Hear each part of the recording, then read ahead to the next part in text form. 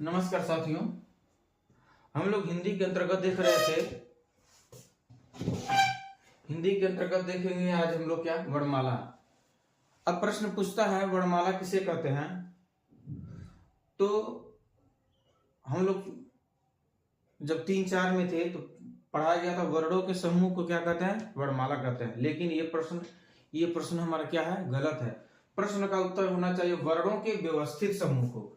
क्या ये चीज देखना है कि वर्णों के व्यवस्थित समूह को क्या कहते हैं, वर्णमाला कहते हैं। जैसे हमारा जो स्वर होता है अ से शुरू होता है, अ आ नहीं, ये हमारा शुरू नहीं होता है अ ई ए क ख य ऐसे नहीं शुरू होता है। ये हमारा क्या है, व्यवस्थित नहीं है कि अ के बाद हमारा ई नहीं आता है, अ के बाद हमारा क्या आता है, आ आता है, छोटी ई आता है, बड़ी ई आता है, उ आता है, बड़ा उ, री ए आई ओ औ अंग अह। अर्थात क्या है, वर्णों के जहां दिया है व्यवस्थित, क्या व्यवस्थित या क्रमबद्ध, व्यवस्थित रहे चाहे क्रमबद्ध, इसी क्रम यही है। अ के बाद आ, क के बाद ख। तो वर्णों के व्यवस्थित या क्रमबद्ध समूह को क्या कहते हैं, वर्णमाला कहते हैं। ठीक। फिर वर्ण के हम लोग बताए थे, पहले वीडियो में बता दिया था वर्ण के कितने भेद होते हैं। तो वर्ण के 2 भेद होते हैं, स्वर और एक व्यंजन। तो वर्ण के 2 भेद होते हैं, उसमें से हम लोग क्या देखेंगे, स्वर। तो कह रहे हैं यहाँ पे वे वर्ण जिनके उच्चारण करने में किसी अन्य वर्ण की सहायता नहीं होती है, अर्थात जो स्वतंत्र रूप से बोले जाते हैं। उच्चारण मतलब बोलना, अर्थात जो स्वतंत्र रूप से बोले जाते हैं उसे ही क्या कहते हैं, स्वर कहते हैं।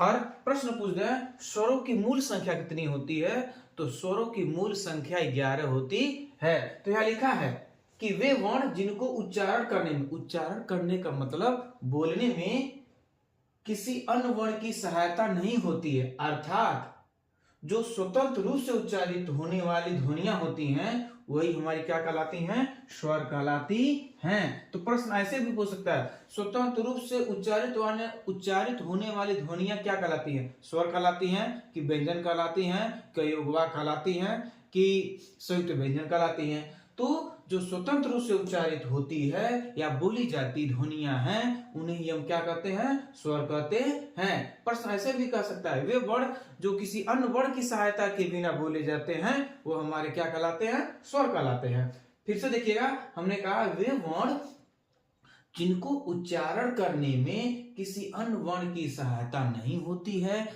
अर्थात जो स्वतंत्र रूप से उच्चारित होने वाली ध्वनियां होती हैं वही हमारी क्या कहलाती हैं, स्वर कहलाती हैं। स्वरों की मूल संख्या 11 होती है। अ आ ई उ ऊ री ए आई ओ औ, ये हमारे क्या है, मूल स्वर है। अगर कहा जाए मात्रा के आधार पर स्वरों की संख्या कितनी होती है, तो मात्रा के आधार पे, इसके आधार पे, अब देखिए यही है, ये मात्रा के आधार पे स्वर कितने हैं, मात्रा के आधार पे स्वर है 10, क्योंकि अ का मात्रा नहीं होता है। फिर दिया है स्वरों का वर्गीकरण उच्चारण के अवधि के आधार पर। देखिए अवधि और अवधि में अंतर है। अवधि में होता है समय, ये प्रश्न पूछता है अवधि और अवधि क्या भाषा है। तो उच्चारण के अवधि के आधार पे, ओष्ठाकृत के आधार पे, जिह्वा की क्रियाशीलता के आधार पे, ये 3 हमारे हो गए हैं। और 2 हमारे क्या हैं,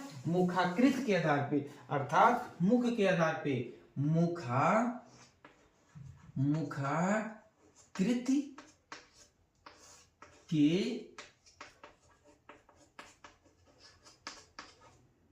आधार पर, और निष्ठ है नासिका के आधार पर।